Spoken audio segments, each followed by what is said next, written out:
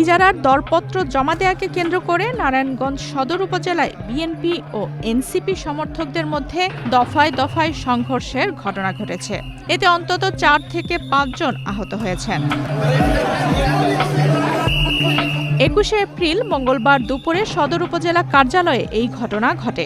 জানা গেছে, নারায়ণগঞ্জের রাজাপুর গুদারাঘাটের শিডিউল জমা দিতে গেলে বিএনপির নজরুল গ্রুপের সঙ্গে এনসিপি সমর্থিত রশিদ মেম্বার গ্রুপের বিরোধের সৃষ্টি হয়। পদ্মা সেতু, মেট্রো রেল এবং এলিভেটেড এক্সপ্রেসওয়ে নির্মাণের গর্বিত অংশীদার বসুন্ধরা সিমেন্ট। অভিযোগ রয়েছে, শিডিউল জমা দেওয়ার সময় বিএনপি সমর্থকরা বাধা দিলে দুই পক্ষের মধ্যে সংঘর্ষ শুরু হয়, যা দুপুর ২টা পর্যন্ত দফায় দফায় চলতে থাকে। এতে এনসিপি সমর্থক তাওহিদ সহ ৪ থেকে ৫ জন আহত হন।